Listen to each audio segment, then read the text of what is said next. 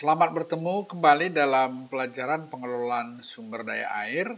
Kali ini topik bahasan kita adalah pemanfaatan air hujan untuk pengadaan air bersih. Ya.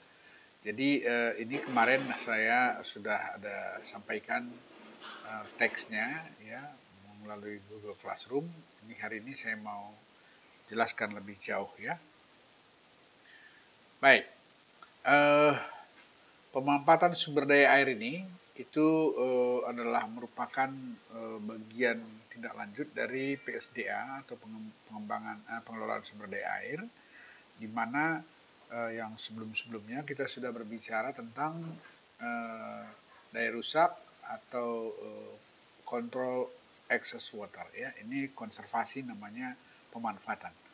Nah, pemanfaatan itu merupakan bagian-bagian dari yang ada di slide ini ya. Contohnya pertama adalah untuk water supply, ini pengadaan air bersih, kemudian untuk pertanian, irigasi, kemudian untuk energi itu hydroelectric power atau PLTA, dan satu lagi untuk transportasi air. Nah, ini yang kita bicarakan sekarang ini adalah berkenaan dengan ini, walaupun sebelumnya sudah ada slide 1 untuk pengadaan air minum yang sumbernya dari berbagai air permukaan, danau dan lain sebagainya ya. Nah, ini untuk apa saja air bersih ini? Ini adalah kebutuhan dasar manusia, yaitu yang utama itu sebenarnya adalah untuk minum ya. Tapi air bersih itu juga digunakan untuk mandi, cuci kakus, taman, dan mencuci kendaraan domestik. Nah, biasanya ini disebut namanya adalah domestic water use. Ya. Jadi itu namanya adalah domestic water use. Ya.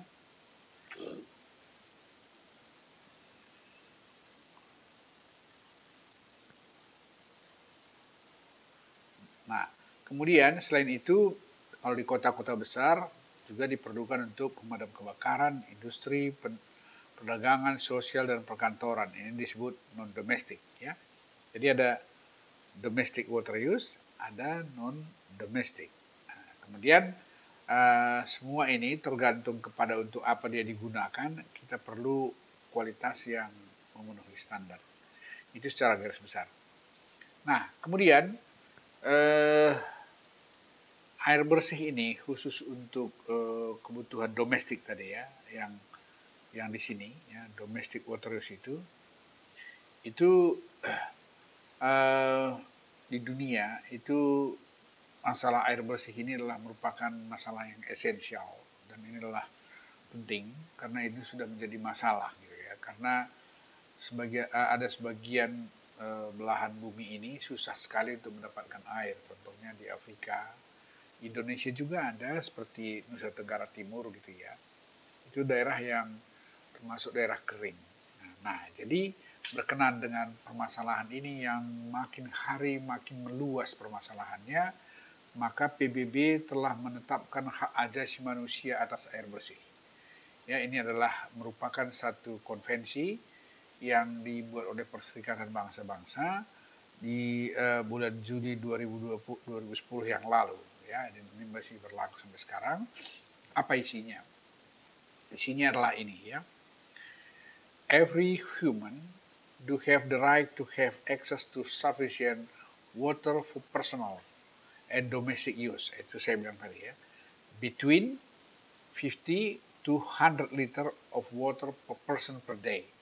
Jadi artinya ini hak asasi manusia untuk bisa memperoleh air bersih antara 50 sampai 100 liter per orang per hari. Itu namanya human right for water ya. Which must be safe, artinya harus aman, acceptable and affordable, artinya bisa terjangkau dan bisa tersedia secara baik dari harga yang tidak boleh lebih besar dari 3% dari pendapatan keluarga. Jadi kalau pendapatannya 300.000, 3% itu sekitar 10.000 gitu ya, seperti itu. Nah, and physically acceptable. Artinya secara fisik dia bisa masuk akal. Artinya tidak lebih dari perjalanan 3 menit dari tempat tinggalnya atau di dalam jangkauan not more than 1 kilo, gitulah, 1 kilometer. Nah, jadi ini adalah merupakan suatu circumstances atau hal-hal yang merupakan hak manusia untuk mendapatkan air bersih, baik secara kuantitas, volume, keberadaan, biaya perolehan, dan jarak pengambilan. Ya, itu hak. Ingat ini adalah hak ajasi manusia yang harus dipenuhi. Lanjutkan. Kemudian untuk memenuhi kebutuhan tadi itu ada beberapa sumber yang bisa digunakan untuk air bersih, sumber air baku, artinya air bersih. Pertama, mata air atau spring, kemudian sungai yang itu adalah surface water, danau juga surface water, air tanah ini groundwater, itu yang tersimpan di permanent water table. Kemudian satu lagi air yang di atmosfer yang mau jatuh ke bumi itu adalah rainfall. Nah, pada kesempatan ini kita berbicara tentang yang kelima ini. Berkenaan dengan 1, 2, dan 3 ini sudah saya jelaskan pada beberapa waktu yang lalu dan nanti diulang lagi ya, baik di YouTube-nya maupun di GCL-nya. Oke, kita teruskan untuk air hujan ini. Nah, pemanfaatan air hujan ini sering juga disebut rainfall harvesting. Pemanfaatan air hujan dapat dilakukan dengan cara yang sederhana, yakni dengan menampung curah hujan dari atap rumah, gubuk atau gudang atau bangunannya penduduk, kemudian pada bak atau reservoir atau dari permukaan tanah yang kedap air. Ini biasanya ditampung di embung, kalau ini ditampung di bak, gitu ya. Nah, ini cara panen hujan ini cocok dipergunakan untuk daerah yang rawan kekeringan dan rawan banjir. Kalau rawan kekeringan itu dia menampung air, sambil kalau musim banjir juga dia menampung air, berarti dia mengurangi runoff yang bisa membuat banjir di sungai atau selokan ya, atau drainase. Jadi dua ini dia berfungsi ganda, sebagian untuk memenuhi kebutuhan air minum atau air bersih, satu lagi dia bisa retensi atau reservoir, menahan dari sebagian volume runoff dari debit banjir ya. Nah, sekarang coba kita lihat ya. Ini ada satu saya buat sebagai exercise, sebagai satu contoh, yaitu di Sumatera Utara ya. Itu bagaimana cara kita untuk mengevaluasi atau menganalisis potensi curah hujan yang bisa kita gunakan sebagai sumber air baku untuk pengolahan air bersih ya.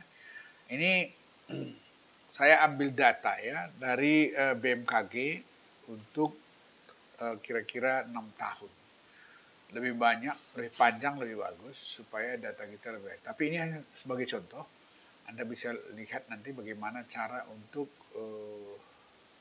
menganalisis potensi air hujan pada satu wilayah yang sulit mendapatkan air dari sumber yang lainnya tadi ya. Umpamanya sulit untuk mendapatkan ini sulit gitu ya, ini sulit, ini pun sulit, dan yang tersedia mungkin ini karena groundwater mungkin tidak ada, danau juga tidak ada, kemudian mungkin ini tidak ada, ini tidak ada, sungai ada tetapi mungkin kalau di daerah puncak gunung gitu, pegunungan mungkin susah juga gitu ya. Nah, mata air pun tidak ada. Jadi ada beberapa tempat yang memang ini merupakan pilihan gitu. Nah, kalau itu nggak memungkinkan ya sebenarnya nggak cocok permukimannya tinggal di situ, nggak cocok tinggal di sana dibuat pemukiman gitu ya. Nah, Terlepas dari ini semua, maka sekarang kita fokus dulu untuk air hujan ini tadi ya. Nah, jadi dari data tersebut ya, untuk 2007 sampai 2011, 2013 di Provinsi Sumatera Utara itu curah hujan tahunan rata-rata ya. Jadi artinya dalam satu tahun total curah hujan itu berapa besarnya. Kemudian dari jumlah tahun pengamatan kita rata-ratakan, maka itu diperoleh sebesar 2.530,3 mm per tahun. Ya. Jadi dari pengamatan itu juga diketahui bahwa dari 365 hari dalam satu tahun, itu hari hujannya rata-rata 225 hari. Artinya ya, ini tidak setiap hari ada hujan, tapi ini sudah termasuk tinggi nih. Ya, dari Sumatera Utara ini sebenarnya daerah yang relatif basah, karena curah hujannya itu hampir 62% ya.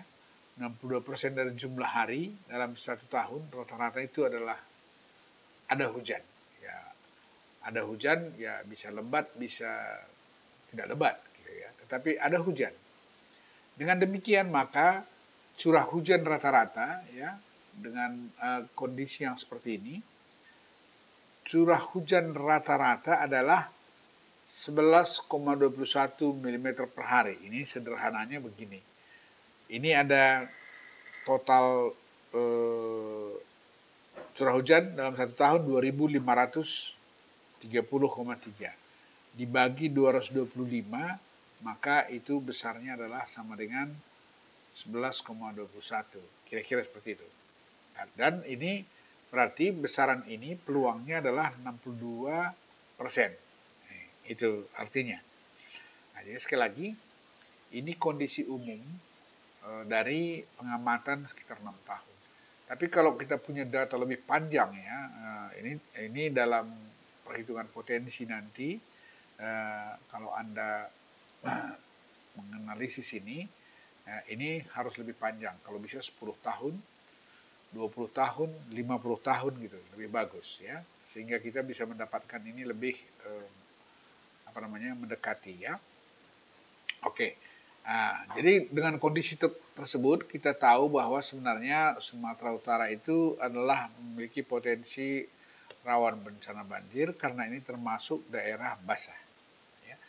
Jadi sekali lagi, kalaupun dia rawan banjir, sekalian memenuhi kebutuhan air bersih, maka sebenarnya tampungan itu, bak penampung tadi, apakah itu berbentuk waduk atau embung atau berbentuk reservoir, itu akan menampung dan mengurangi limpasan. Jadi dia bisa juga untuk mitigasi banjir dan bisa sekalian digunakan untuk air bersih. Ya. Kalau di daerah pegunungan yang memang tidak ada sumber air selain artinya sedikit ya, mata air sedikit, air permukaan juga, danau juga susah, maka satu-satunya yang bisa dimanfaatkan dan bisa berkontribusi ya, itu adalah air hujan. Terutama di musim kemarau, ini air hujannya kita simpan ya. Baik. Nah, sekarang mari kita perhatikan ini tadi. Ini adalah contoh yang curah hujan yang saya sebutkan tadi. Kita punya data 6 tahun ya. Ada data 6 tahun. Maka data itu kira-kira seperti ini.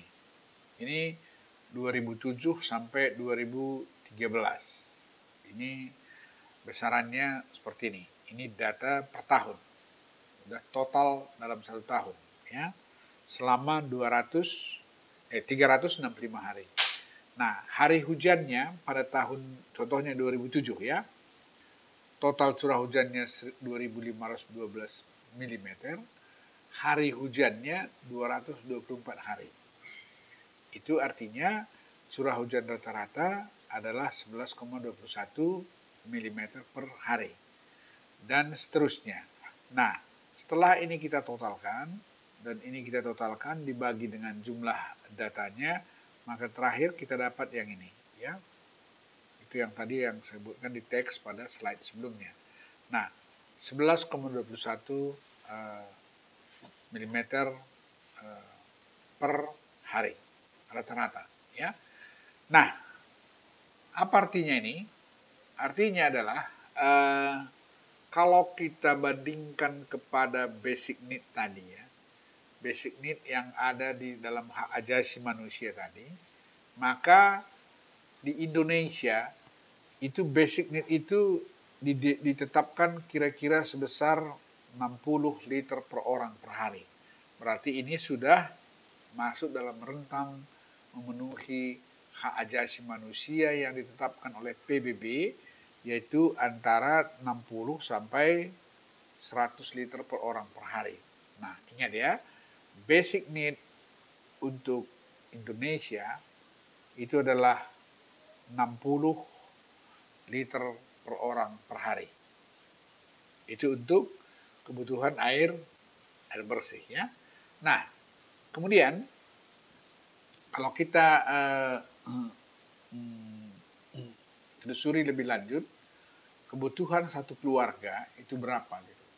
Maka di Indonesia, khusus di Sumatera Utara, ya, itu data statistik kependudukan memperlihatkan bahwa di Sumatera Utara itu satu kepala keluarga, ya, satu kepala keluarga itu rata-rata terdiri dari 5 orang, ya. Jadi jumlah anggota keluarga per kepala keluarga itu rata-rata 5 orang. Jadi kalau begitu, kalau kita pakai basic need-nya 60 tadi, maka kira-kira, ya, satu kepala keluarga di wilayah Sumatera Utara itu memerlukan 5 kali 60 atau sekitar 300 liter per hari per kepala keluarga, atau kira-kira 0,3 meter kubik per hari per kakak, ya. Nah, jadi kalau kita perhatikan di sini, dari satu sisi kita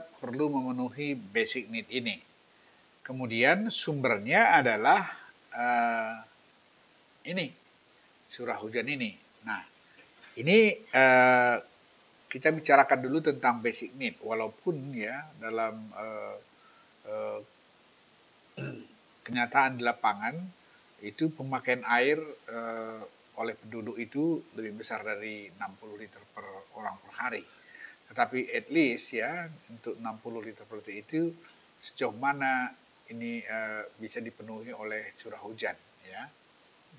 Selebihnya mungkin bisa ada sumber lain.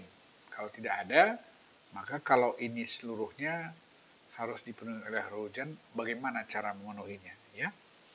Teruskan. Nah, secara umum, ya, rumus sederhana untuk mendapatkan debit, ya, debit dari suatu atap rumah, bangunan atau gubuk atau gudang atau apa saja yang punya atap, ya, itu bisa kita buatkan seperti ini. Nah, kadangkala itu bisa juga tanah yang impervious, ya. Mungkin ada beberapa tanah yang agak curam atau tanahnya clay gitu, ya. Jadi kan itu impervious, sehingga yang berubah nanti di K-nya, ya. Nah, jadi bisa lahan terbuka, bisa juga atap rumah. Tapi umumnya ini yang perfect, yang pasti pas adalah impervious, adalah atap rumah, bangunan, gudang, gubuk apa saja. Itu yang pasti impervious. Tanah, ya, kalau mau betul-betul impervious seperti bangunan, ya mungkin aspal. Ya, kemudian ada daerah yang lapangan gitu, ya, lapangan basket, lapangan yang sudah dipadatkan gitu, seperti itu, ya. Nah, jadi secara umum itu bisa ditulis seperti ini. Q itu adalah debit, limpasan. Limpasan itu run off ya, yang bisa kita tampung. Sama dengan K kali I kali A. I itu adalah intensitas curah hujan, ya, intensitasnya, dan K itu adalah koefisien dari limpasan itu. Walaupun dia umpamanya atap rumah gitu kan, nggak mungkin 100% juga bisa kita panen gitu. Jadi artinya berapa yang hilang itu harus kita perhitungkan dengan membuat K itu lebih kecil dari 1 gitu ya. I adalah intensitas curah hujan yang kita bicarakan tadi. Satu wilayah itu dalam 1 tahun itu berapa besar intensitas hujannya. Kemudian A itu adalah luas atap atau luas impervious area untuk lahan terbuka. Nah, jadi umumnya ya, untuk limpasan atap rumah itu kira-kira hilangnya 10%. K-nya bisa diambil 0,9. Kemudian untuk permukaan tanah itu yang impervious ya. Kalau yang tanah di hutan pertanian itu mungkin itu kecil sekali dan mungkin tidak dapat kita ambil ya, karena sebagian besar sudah sudah masuk dalam tanah ya. Nah, jadi yang impervious satu lagi adalah lahan irigasi sebenarnya. Kalau lahan irigasi itu kan kita sudah lakukan pengembangan ya, itu permukaan terbuka. Jadi kalau kita kasih continuous flow, itu umumnya itu sebagian besar air itu akan masuk ke drain. Kalau tanahnya sudah jenuh gitu ya. Nah, yang masuk ke drain itu sebenarnya bisa ditampung di waduk ya. Jadi itu disebut namanya embung tadi ya, embung. Gitu. Nah, kalau dari atap rumah kan jelas ya, kalau atap rumah seperti ini. Kalau air jatuh kemari, yang ini pasti akan masuk ke storage tertentu gitu ya, bisa kita simpan Q-nya ini ya, seperti itu. Kalau ini bisa dari lahan yang impervious tadi. Nah, yang manapun ini, yang penting ini namanya embung, ini namanya bak atau reservoir ya, seperti itu. Oke, teruskan. Nah, sebelum kita pilih ya, itu tadi kan ada intensitas curah hujan I gini. Dari event yang terjadi tadi, ini kebetulan kan hanya 6 datanya ini untuk memudahkan pemahaman saja, tapi untuk mendapatkan data yang reliable gitu ya, Anda harus punya data yang lebih panjang, at least 20-30 tahun gitu ya. Nah, ini contohnya. Ini bisa dibuat satu perhitungan probabilitas yang sederhana, yaitu dengan sistem plotting seperti ini ya. Data yang tadi kita ada 6 data dari 2017 sampai 2007 sampai 2013 tadi, itu kita susun dalam bentuk urutan besar ke kecil atau disebut juga descending order ya. Nah, setelah itu dia akan berurut seperti ini semua, dari yang besar ke kecil sampai yang keenam yang paling kecil 2042 gitu ya. Kemudian jumlah hari hujannya pun mengikuti semua yang tadi sebenarnya ya. Kalau ikuti ini kira-kira seperti ini. Nah, jadi ini memberikan ya besaran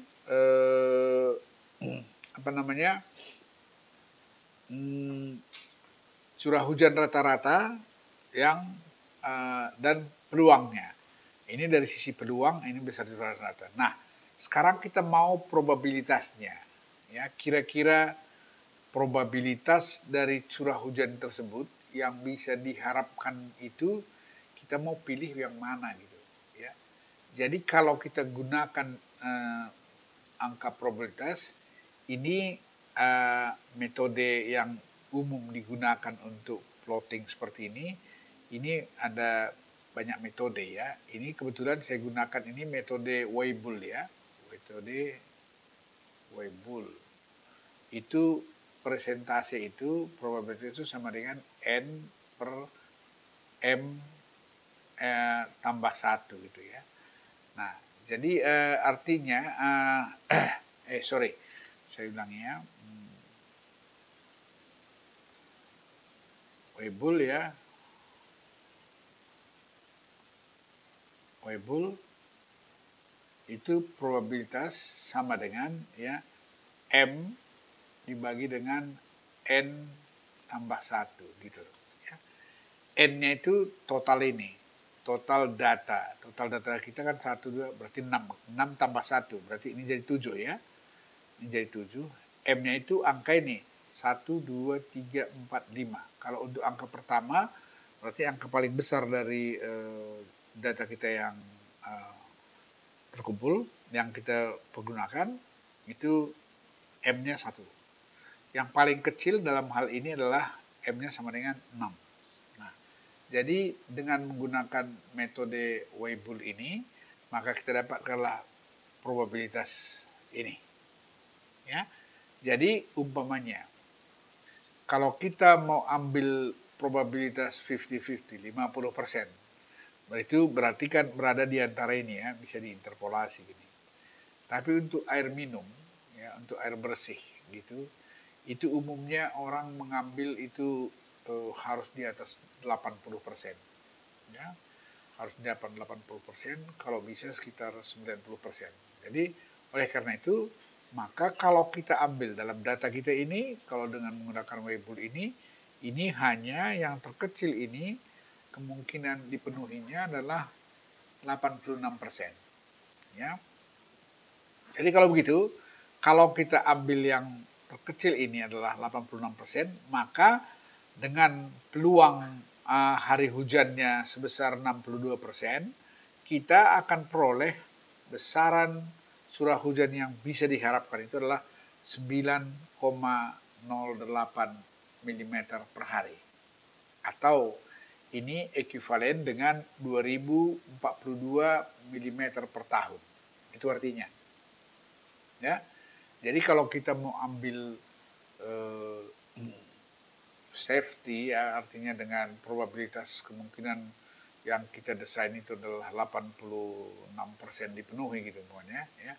Itu yang kita gunakan untuk menghitung ketersediaan air hujan itu pada daerah yang diwakili oleh data curah hujan ini adalah 2042 mm per tahun atau 9,08 mm per hari. Ya. Jadi sudah jelas ya. Ini kuncinya. Ini adalah hal yang sederhana tetapi perlu dilakukan secara teori kemungkinan seperti ini. Baik, kita lanjutkan. Ya. Nah, jadi kalau kita kembali kepada kebutuhan dasar tadi ya, basic need tadi ya, itu umpamanya ya, kita gunakan itu ini S ini ya, kita gunakan probabilitas 86% tadi untuk desain. Maka itu kan peluangnya kan hanya 62%. Itu ada peluang hari hujannya kan 62%, tapi besaran curah hujan sebesar untuk itu besarnya adalah dengan 86%, 9,8. Tapi peluangnya kan hanya 0,6%, 62%. Berarti sesungguhnya yang bisa kita harapkan untuk mengisi bak kita, yang bisa mengisi reservoir atau embung itu adalah 9,08 kali 62% sama dengan 5,63 mm per hari. Atau kalau mau bikin per tahun adalah 2042 ya. Ini 2042 dikali 0,62 mm per tahun ya. Nah, jadi karena peluang ya hari adalah 62%, maka untuk memenuhi kebutuhan air bersih per kepala keluarga. Tadi per kepala keluarga kita dapatkan berapa? 0,3 meter kubik per hari per kakak. Ya. Nah, Atau kalau dalam 1 bulan itu kira-kira 9 meter kubik per bulan, gitu ya. Maka diperlukan luas atap berapa? Nah, dalam hal ini nanti kita lihat di simulasi tabel ya, bisa Anda simulasi dengan menggunakan rumus tadi ya, Q sama dengan K dikali I dikali A gitu kan. Nah ini meter kuadrat, ini milimeter per hari, ini K itu tanpa ini nanti dapatkan meter kubik per detik. Nah itu diperlukan luas atap seluas 120 meter kuadrat. Ini safe-nya untuk pemenuhan air bersih kalau 100% hanya mengharapkan curah hujan. Dengan kondisi curah hujan seperti yang ada di Sumatera Utara atau contoh pada tabel tadi. Nah, ini sekali lagi ya, itu basic need. Untuk memenuhi basic need, maka 1 kk ya, itu diperlukan luas atap ya 120 meter kuadrat. Gitu. Jadi kalau mau sepenuhnya dipenuhi oleh itu, maka perluaslah atap rumahnya. Jadi semua ada kandang sapi, ada rumah, ada gudang, atau ada emperan. Itu totalnya 120 meter kuadrat, jangan ada yang terbuang. Simpan semua, masukkan ke dalam bak atau reservoir atau wadah ya. Nah, itu. Kemudian kalau begitu yang tadi, yang kenapa itu diperlukan 120, itu bisa kita simulasi seperti ini ya. Ini tadi kita dapatkan 5,63 itu dari cara kita berhitung seperti yang tadi ya. Jadi kita buatkan tadi probabilitasnya, kemudian dapat 908, kemudian 62%. Nah, kita dapat 5,63. Dengan curah hujan sebesar 5,63 mm per hari, dengan K untuk atap rumah 0,9 ya, dengan ini jumlah hari hujannya 225, maka curah hujan per tahunnya adalah 1266, dan untuk luas atap 36 meter kuadrat, ini Perumnas ini ukuran 6 kali 6 gitu ya, itu dia hanya akan mendapatkan kira-kira 0,1 meter kubik per hari. Ya, ini kalau untuk luas atap 36. Ini dia akan mendapatkan 45,6 meter kubik per tahun, tetapi per hari itu ekuivalen dengan 0,1. Ya. Kalau kita pakai yang 56 ya, meter kuadrat, dia dapat 70,94 meter kubik per tahun atau 0,16 meter kubik. Belum cukup untuk 1 kk, karena 1 kk tadi 0,3. Jadi kalau kita pakai yang 120 meter kuadrat, dia 0,33. Nah, ini maka tadi kita sebutkan di sini, untuk pemenuhan itu perlu 120 meter kuadrat ya. Begitu ya. Nah, jadi dengan cara seperti ini, kalau kita punya data curah hujan yang lebih lengkap gitu ya, Anda mungkin bisa lakukan analisis yang lebih akurat untuk memperkirakan bagaimana pemenuhan air kalau 100% harus dari curah hujan gitu.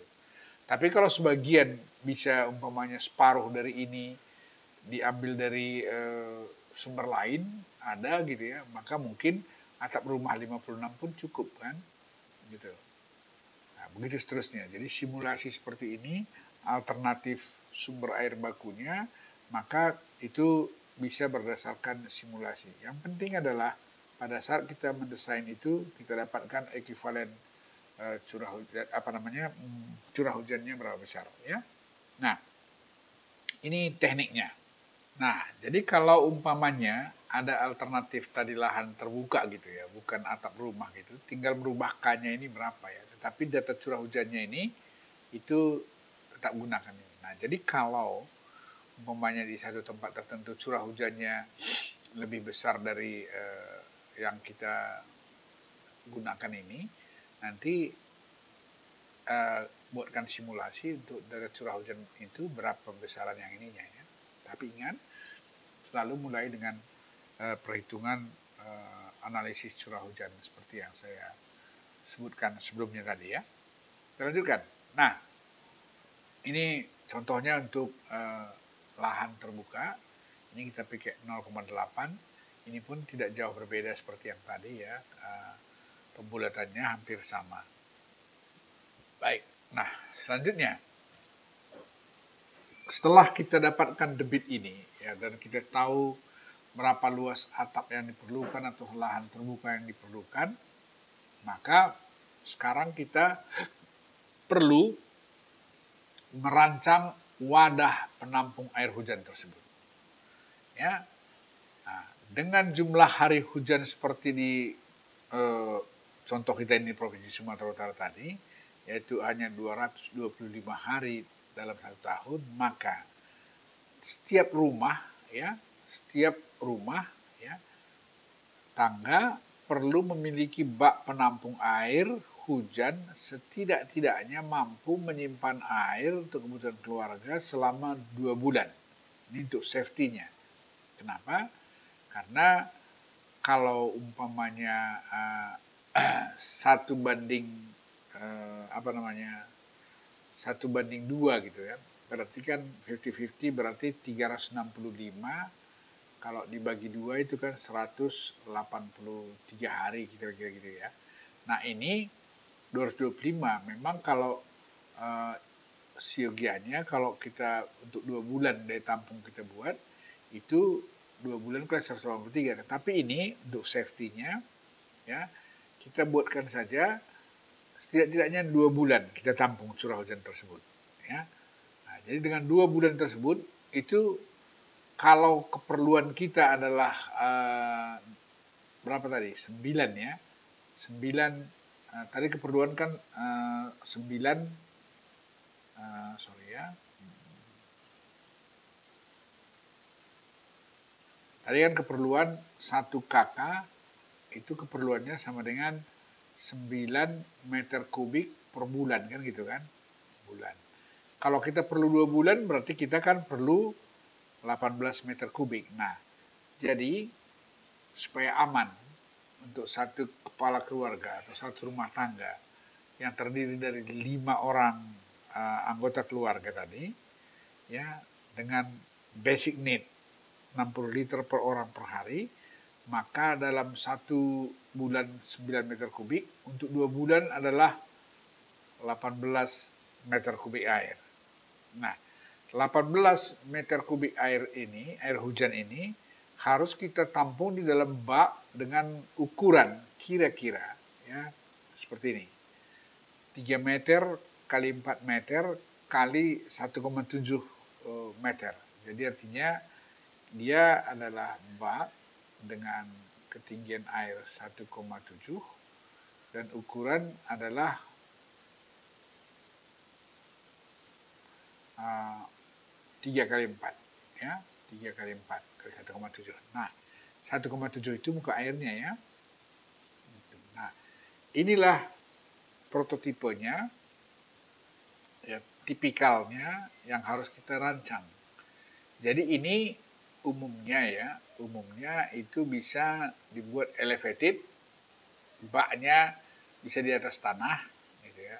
Bisa juga di dalam ditanam, dibikin bak beton di dalam tanah gitu. Yang penting kedap air gitu. Nah, kalau dia bentuknya embung pun begitu juga. Ya, embungnya harus kedap air, artinya di semenlah kelilingnya gitu. Walaupun di lapangan terbuka, tetapi dia tidak boleh ada perkolasi atau seepage ya, nggak boleh ada infiltrasi. Nah, dia langsung di bak. Embung pun begitu. Karena embung bedanya mungkin sebelah atas ini nggak ditutup, terbuka gitu ya. Nah, jadi kalau bak kecil seperti ini bisa tertutup. Nah, Pembuatan wadah atau bak penyimpan air hujan tersebut dapat dibuat di atas tanah, itu yang saya sebutkan tadi, elevated, atau ditanam di dalam tanah. Nah, itu boleh. Tapi kalau ditanam di dalam tanah nanti mengeluarkannya harus dipompa, ya, karena kita perlu kamar mandi di atas tanah, tapi air kita ada di bawah, gitu ya. Jadi terpaksa dipompa. Yang penting adalah kedap air tidak bocor, itu prinsipnya. Supaya jangan nanti udah capek-capek kita menampung, ternyata bocor masuk jadi air tanah lagi, gitu ya. Dalam hal bak penampung di atas tanah, pengambilan air bisa dilakukan langsung dengan memasang keran air. Tapi jika ditanam dalam tanah, maka pengambilannya memerlukan pompa atau gayung kontrol. Nah, itu yang saya sebutkan tadi. Nah, jadi wadah yang ini harus disiapkan, tergantung kepada rancangan yang mau kita buat.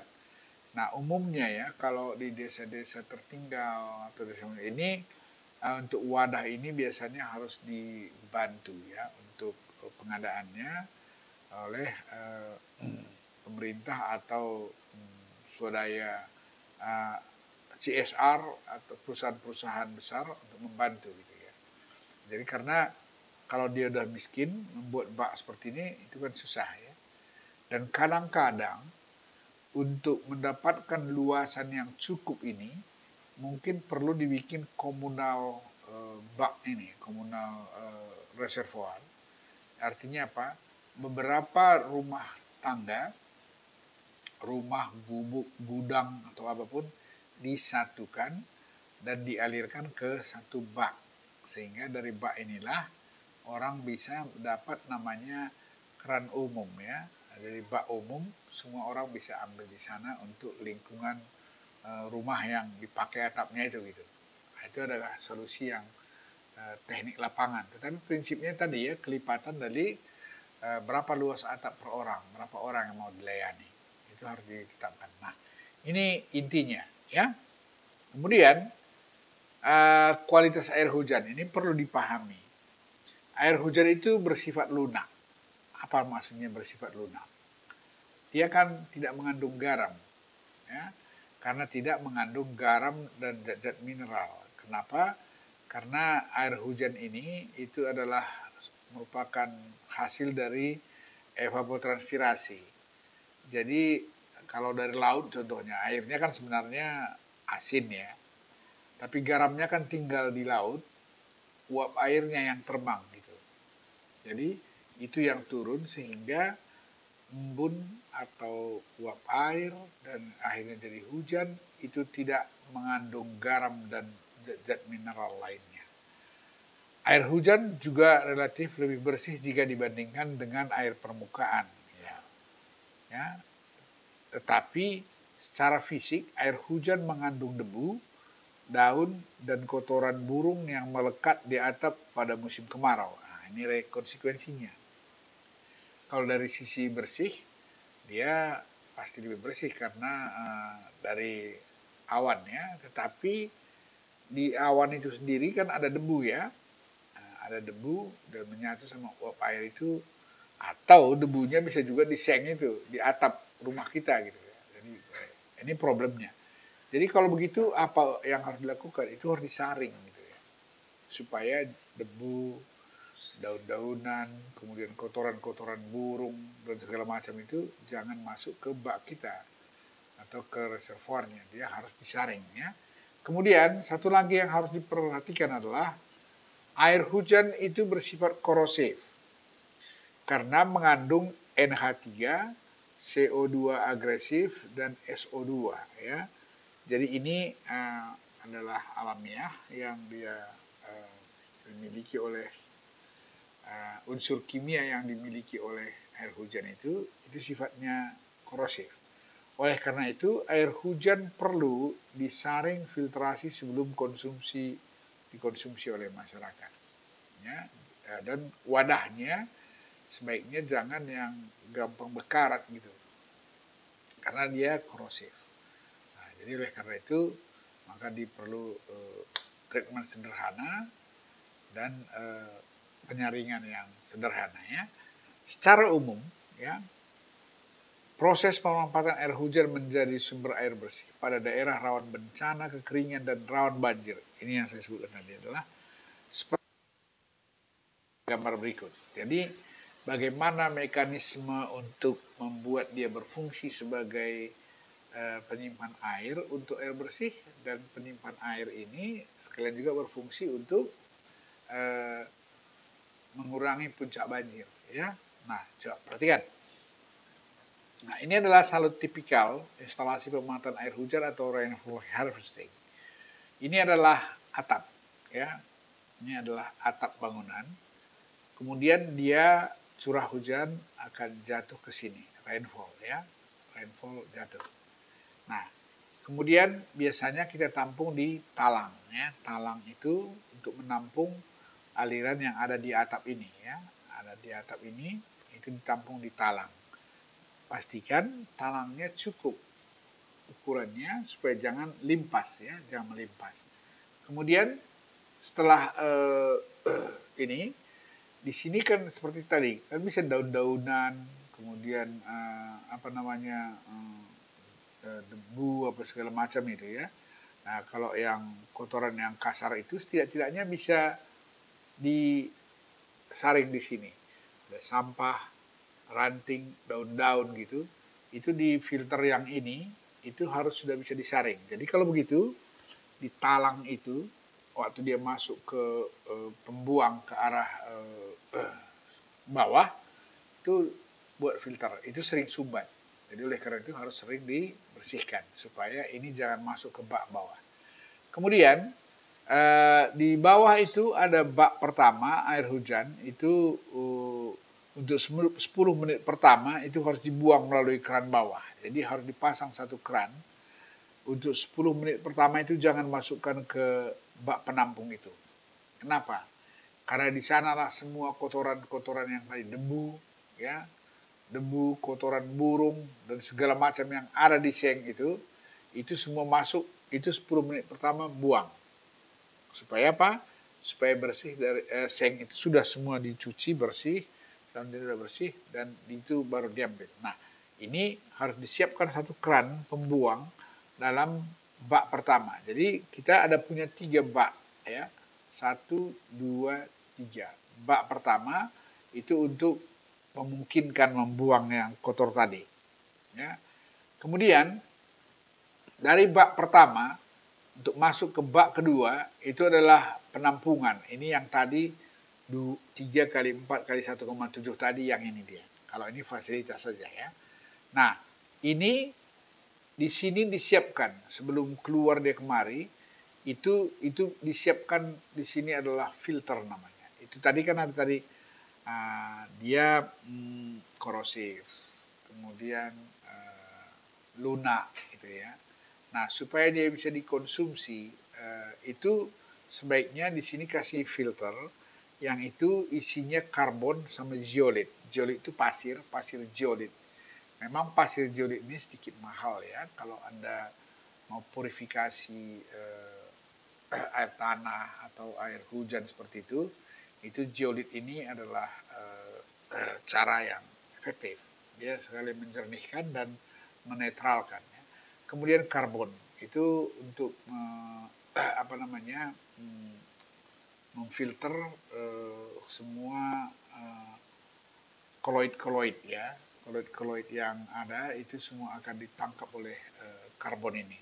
Karbon ini pun itu seperti arang ya, arang yang jadi arang ini abu arang namanya. Abu arang itu kalau dilewati air dia nggak keruh air ibunya, malah tambah jernih ya, karena dia nggak larut gitu. Nah, 2 ini pasir zeolit sama karbon ini mutlak diperlukan untuk memfilter air setelah 10 menit ya. Setelah 10 menit air itu difilter baru masuk ke bak tampung ini. Nah, ini sudah ready untuk digunakan sebagai air baku. Tentu saja kalau untuk mau diminum macam masak dulu lah ya.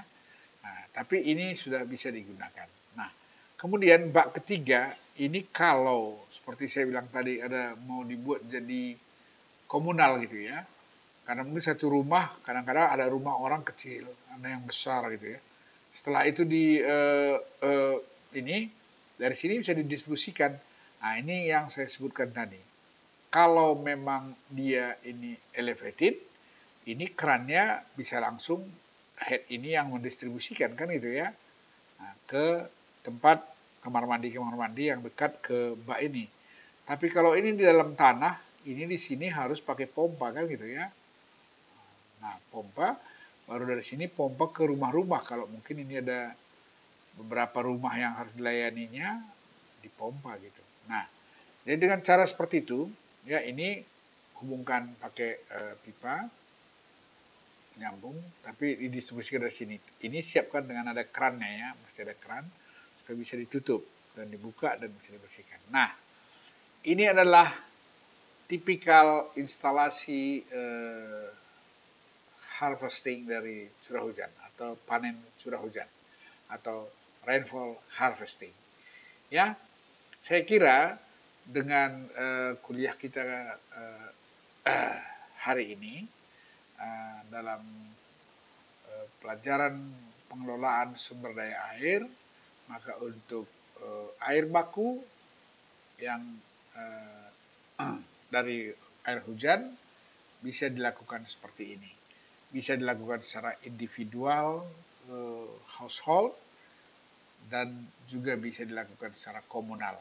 Sekali lagi, dengan melakukan ini secara komunal dalam satu kawasan permukiman, maka dia akan berfungsi ganda. Pertama adalah bisa digunakan untuk memberikan kontribusi untuk pengadaan air bersih, dan juga dia bisa berfungsi sebagai detention reservoir untuk banjir.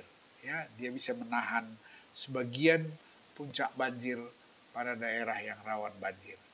Jadi ini adalah ramah lingkungan dan dia adalah memanfaatkan air di atmosfer dan ini langsung bisa diolah secara sederhana.